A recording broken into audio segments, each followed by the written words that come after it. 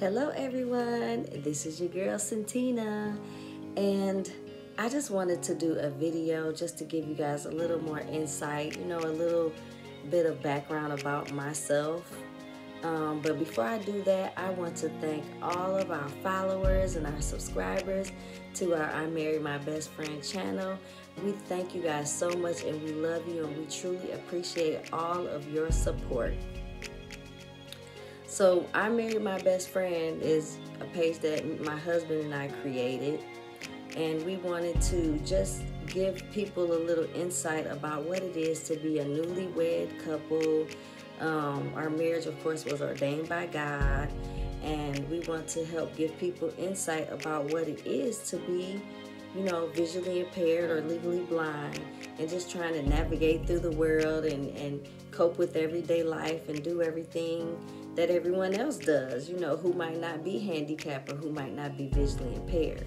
But it's also to inspire others who are visually impaired or handicapped, that, hey, we can do everything that everybody else can do. We can cook, clean, travel, do everything with our families, and we just want to be that great inspiration that others might need as well. So I'm doing this video, like I said, to pretty much tell you a little bit about myself, so that before we get into doing content on our page, you guys will have the opportunity to get to know us a little better and get to know a little bit of our background, as we are individuals. So my husband is also going to do his video, so here it is. My name is Cyntina. I'm from Detroit, Michigan, born and raised. I have 6 siblings, one brother who has passed away before I was born, and another sister who we lost her in the foster care system. She moved with another foster family, and we have not been in touch with her ever since. I've never known her or anything. This is just what I've been told. So, I was born, my mother was an alcoholic, and because of that, she wasn't able to properly take care of us, like she would have wanted to if she wasn't going through those certain struggles. My mom has been through a lot in her life. Her childhood has not been that easy, so growing up, she experienced a lot of things, and it just drew her, it basically took her the wrong way.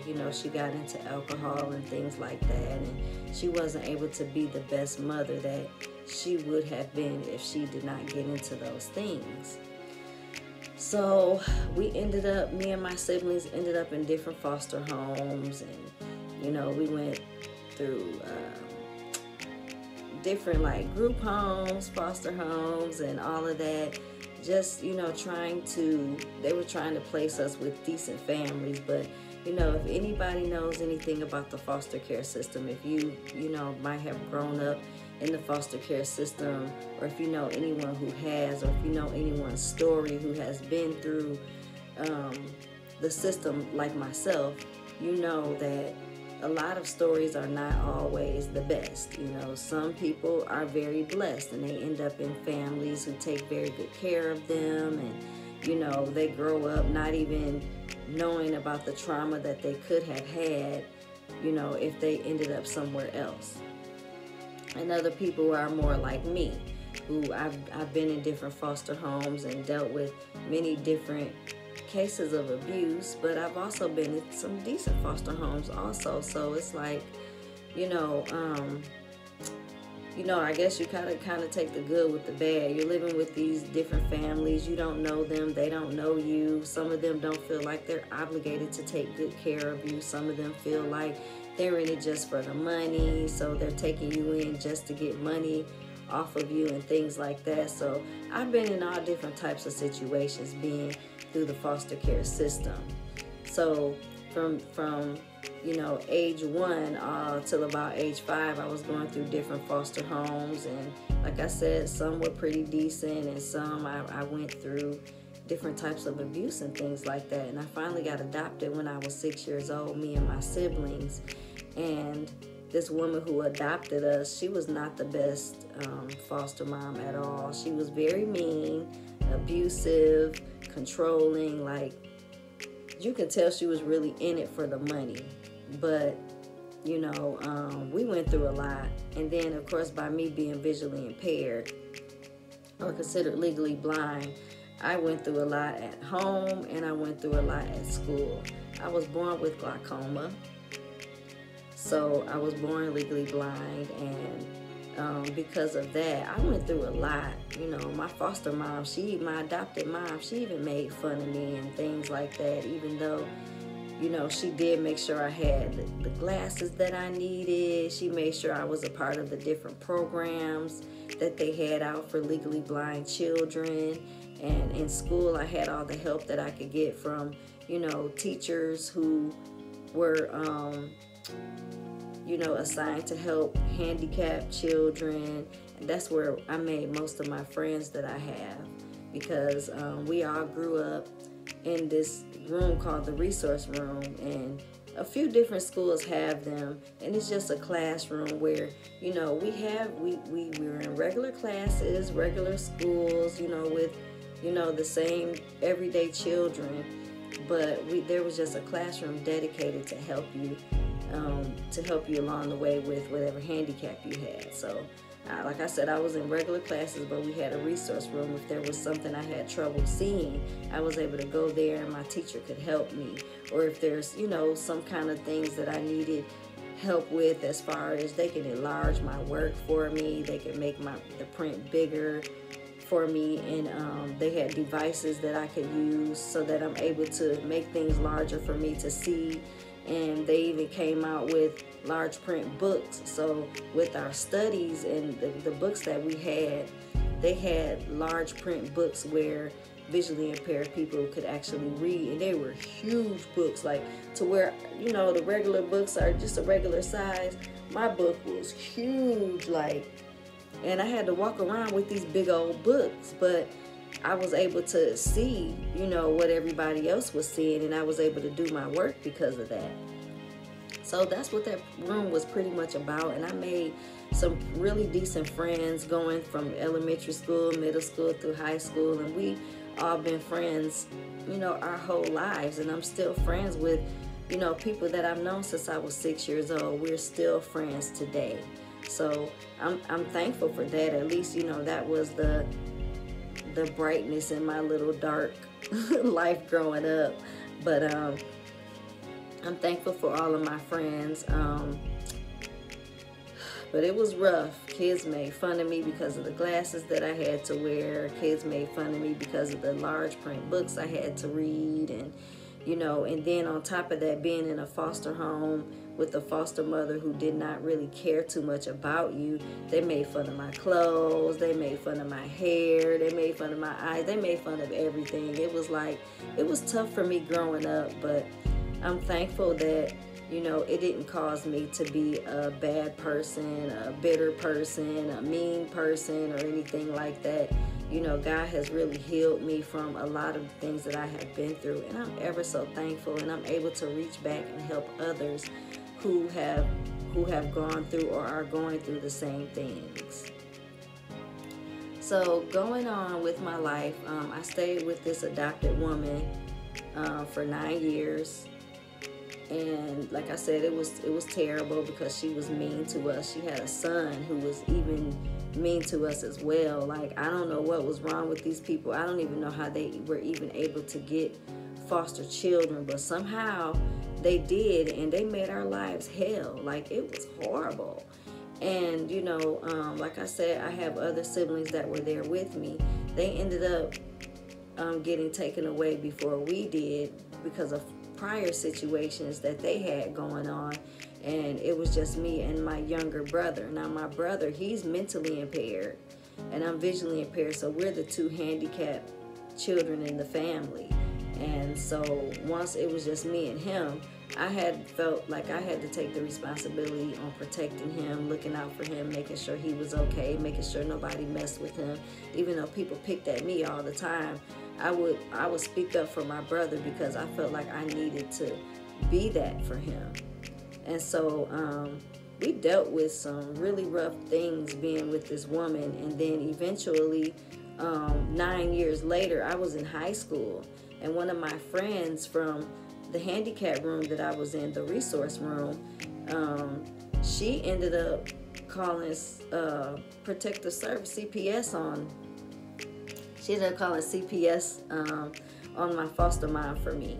And of course I couldn't do it because I was afraid. I didn't know what they would do, if they would believe me, if they would tell this woman, then I would have to go back home and get tortured by this woman. It was just so many things that I was afraid of, you know, for telling anybody, you know, what was going on. But she did, and I thank God for her, because it helped get me out of that situation. They came to the school, they talked to me, they gave me, you know, reassurance that they were going to get me out of the home, but it didn't happen right away. I literally had to stay, me and my brother had to stay with this woman for a whole week after she knew that we done told on her. And, you know, thankfully, I don't know what they said to her, but she was real nice to us for that whole week. And I think it's because she wanted us to change our minds and stay. Like, but we were not going to do that. It was so horrible living in that house, getting abused, being treated basically like slaves. This woman, oh my gosh, like, it was a lot. And I don't wish that on any child. I don't wish anyone to have to go into the foster care system if there's not really a need for it. If it's not an emergency, man, parents, do your best to take care of your children. Do right by your children, because you never know what kind of stuff your children will end up getting into. So if you're able to be a good parent, please, I encourage you, take care of your children and keep them close, because the things that I went through, I don't wish them on anyone.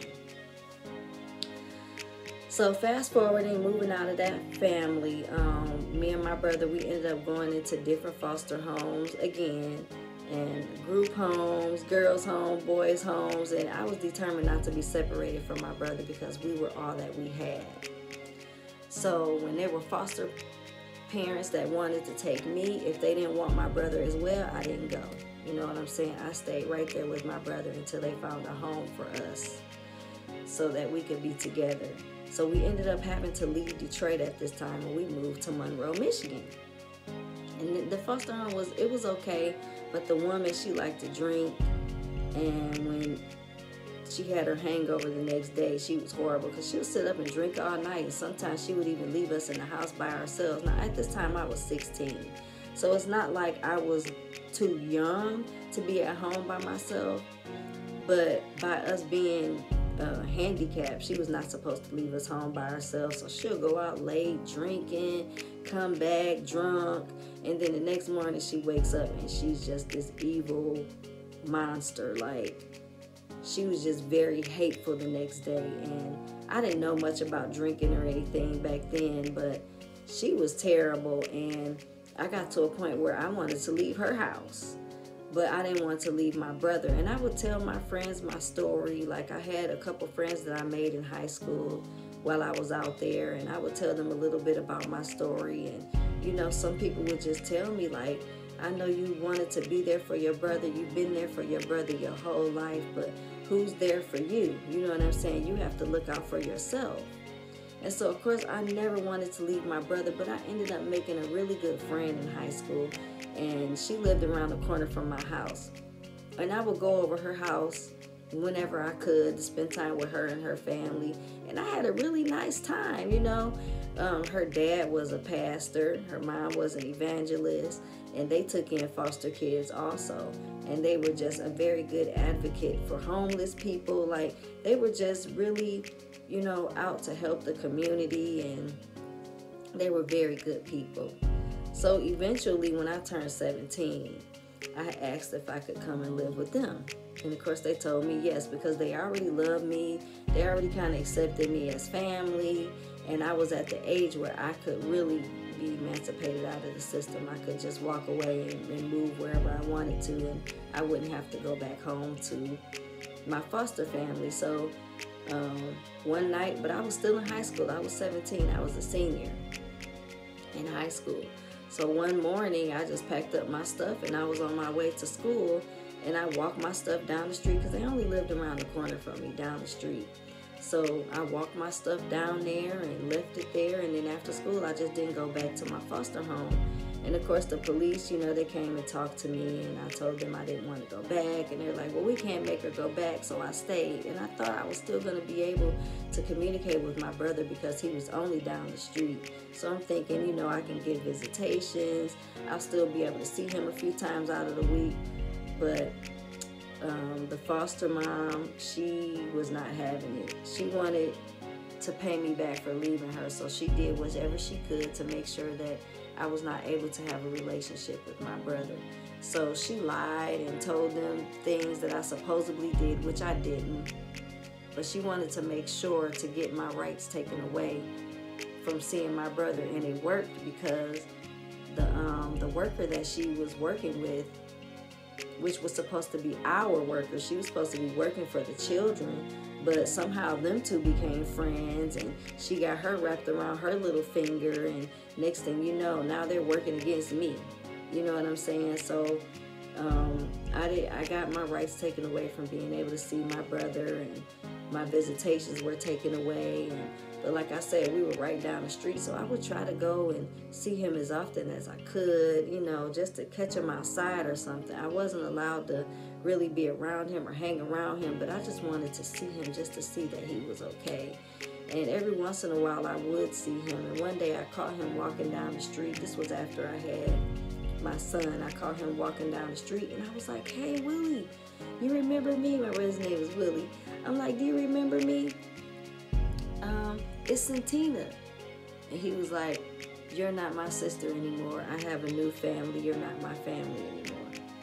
And remember, I said he's mentally impaired. So, they were able to brainwash him into whatever they wanted him to say or whatever they wanted him to believe. So I kind of had to back off, and it really hurt that I had to do that. But I did what I had to do for his sake, and so that I wouldn't get myself into any trouble. So I just allowed him to live his life, and I continued on my life with my foster family. And my life was pretty good, like I said, my parents were a pastor, an evangelist, first lady or whatever, and from there I got to know Jesus, and I got to understand, what gifts I had and how I could use them in the church. And, because I was born when I could sing as long as I could remember, you know what I'm saying? From the time I remember and had memories, I could sing. So it was a gift that God gave me at birth. And so I started singing in church. I was singing praise and worship in church with my foster sisters and things like that, and I really enjoyed it. So I finished out my childhood with them and some of my adulthood, and then people started, moving around and, doing things that they wanted to do with their lives. So by me growing up and being in foster care my whole life, I didn't know anything about me.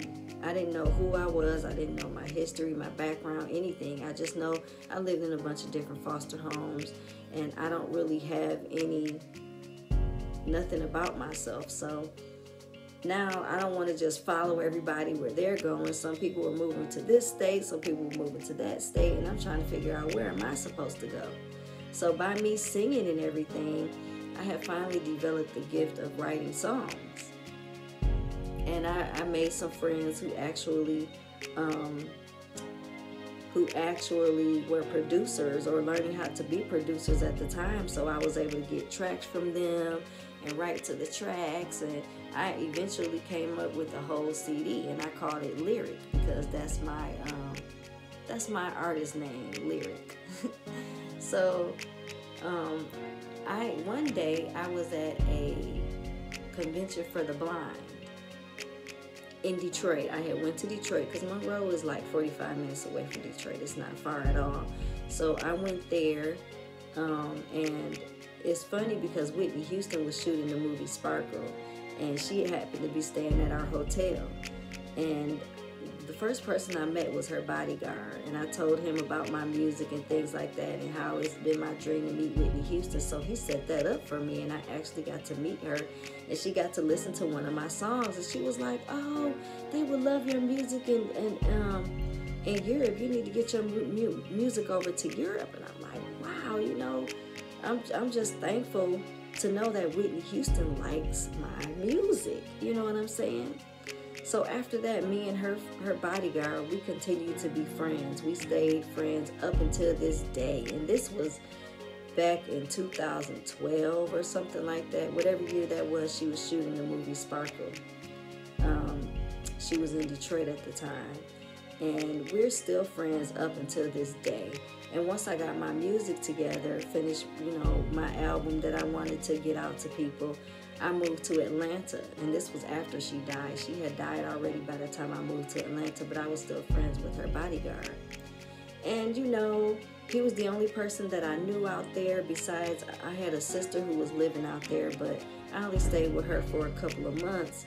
And then I moved on to, you know, try to get my music out. So he was still a friend to me throughout my stay in Atlanta, but my music, it didn't go very far. You know, I would pass out CDs and things like that, but, you know, I guess I wasn't in the right place to really get my music heard. So I ended up having to move back home to Michigan, and I moved back to Detroit. I didn't end up coming back to Monroe where I originally, you know, left. I went back to Detroit. So I was back around all of my friends, my legally blind friends that I grew up with, and, you know, I was still doing my music. And, you know, that's how me and my husband Tremaine became best friends, because he's someone who was a producer at the time. And, you know, so he started helping me with making tracks and things like that, and so that I could really start to get my music out. And by this time I was working on making gospel music.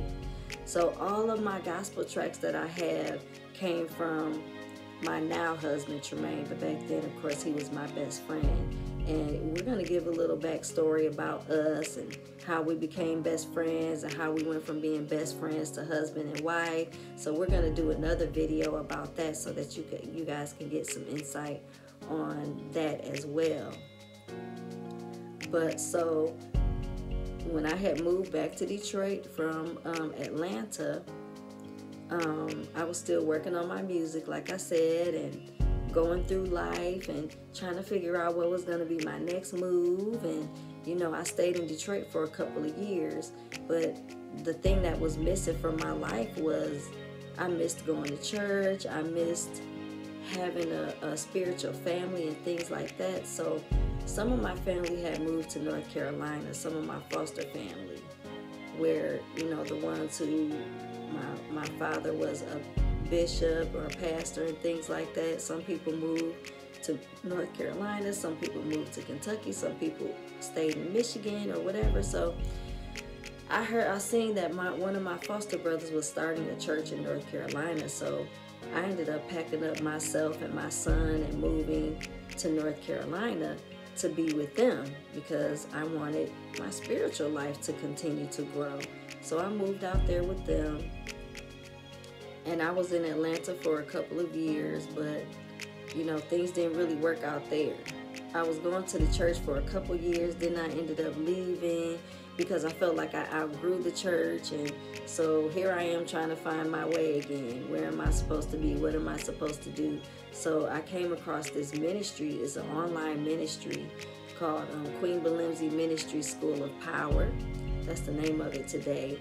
And there's a woman. She's an evangelist. Well, she's an apostle now. She was an evangelist at the time, but now she's an apostle. And she really helped me with my spiritual life. Like, I didn't really have any personal time with her or anything like that, but she has a huge ministry, a worldwide ministry. And just following her and being a part of her ministry and everything like that, it really helped me spiritually.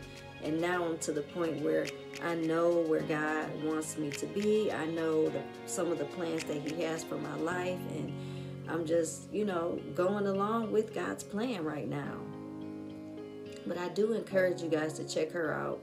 Her name is Queen Belimsey. That's Queen Belimsey, Belemzy.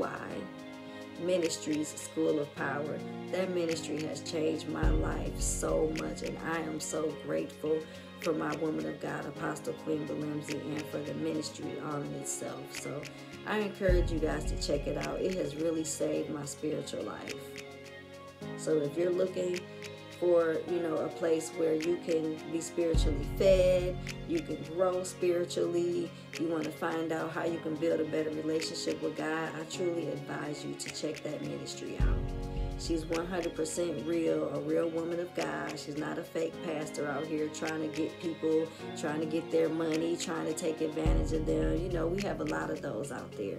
But she's 100% real, 100%. So I just advise you or, encourage you to check her out.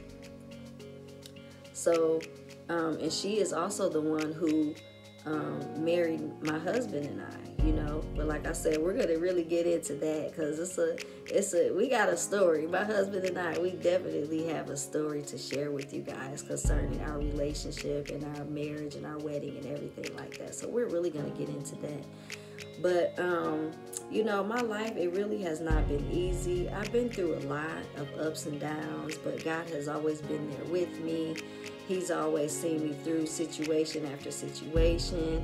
I've been in an abusive relationship with my son's father. I have a son named Michael. He is now 19 years old. But being in that situation with his father, I was with him for like 3.5 years. And he's someone that I kind of, he was like my first love. Like when we were teenagers, back when I was living in the foster home with the lady who was drinking all the time and had a bad hangover every day. That was her nephew. And me and him were like secretly dating back then. I was like 16 at the time. And he was like, man, he was everything. He was so sweet, so kind. Even though he knew I had a visual impairment and people made fun of me, he didn't. He was, very good to me. But we ended up separating because he went and stayed with his dad in another city, and I was still in Monroe. So we were separated, but then eventually he ended up coming back to Monroe, and we reunited or, got reacquainted, and then we started dating again as adults. I was probably about 20 at the time when he came back, and we got our relationship back together. So I'm thinking I'm getting this guy back, that I had when I was 16, and, everything's going to be great, and it's just meant to be because he came back into my life. And man, I was with this man. I ended up getting pregnant, and like 6 months into my pregnancy, he started turning on me.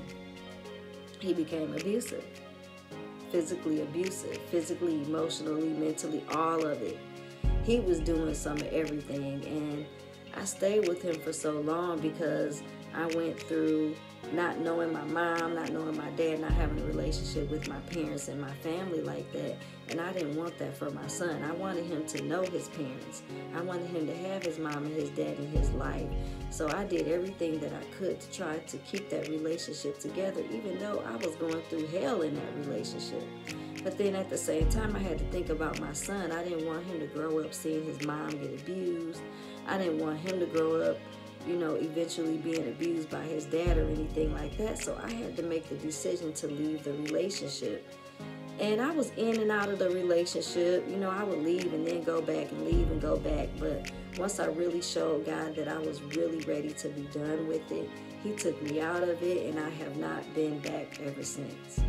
And it took a minute, but my son's father, he was not really trying to be the best father at the time because he was bitter about me leaving him. So, he didn't really want to help me out much with anything. And then eventually when he came into maturity, when he started growing up in his mind, he came, back to, help take care of his son. Like I said, we didn't end up back in a relationship, but I did get to a point where I could call him for anything. He was on child support, but at the same time, anything I needed from Michael, he was there. And so I'm grateful that God turned that thing around for me, because I was fighting on my own, trying to make things work. and all I needed to do was move out of the way and allow God to do everything, and he did. He fixed everything. And I got to the point where, like I said, I can call this man for anything. Oh, Michael needs clothes. Okay, well, I'm going to send you such and such money. Okay, Michael, you know, when we would move to different states, like I said, I moved to Atlanta to get my music together, but I would come home during, you know, the holidays, like summer vacation or Christmas vacation. He would make sure to pay for Michael's plane ticket or bus ticket, however we're getting there.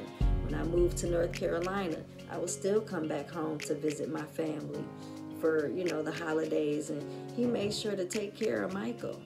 You know what I'm saying? So it was one of those situations where God says he'll make your enemy your footstool. And he really did that in my situation.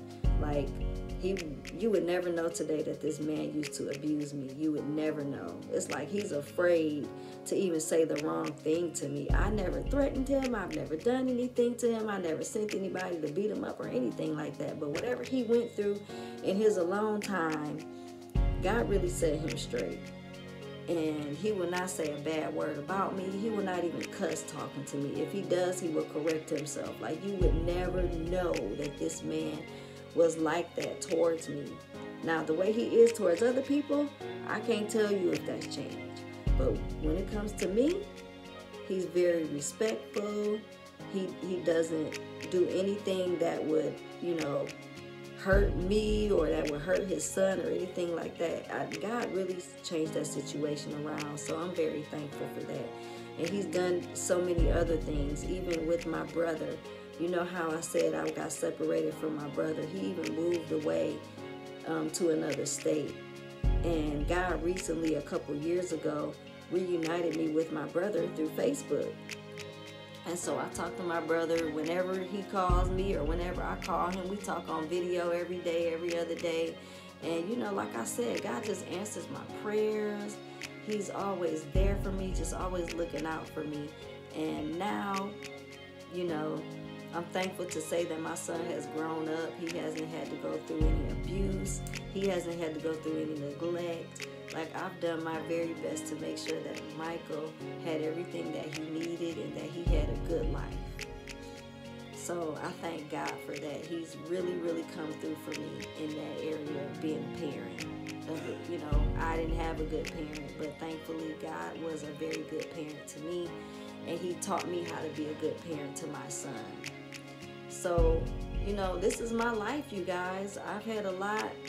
There's a lot that I could say, but I'm really trying to keep this kind of short. I don't want it to be too long. It's probably going to be like almost an hour long, but, you know, it's kind of hard to say everything you need to say in a little 20 minutes and you're trying to share your life story with somebody. But, yeah, this is pretty much just, you know, the highlights of things that have happened in my life. So now I'm married to a wonderful man that God has ordained for me to marry himself. I still have my son here with me. I have a dog named Princess, and she is the best little dog ever. I even said, you know, in our first video that you'll see content about her. She's a Chihuahua mixed with Papaline, and I got her from a friend in North Carolina. So she's from North Carolina. I brought her here to Detroit with me. And so the woman that she was staying with before is elderly. And I used to help her because she was my friend. I would help her with the dog, take her for walks, give her baths, feed her, all kinds of things just to, you know, help her out.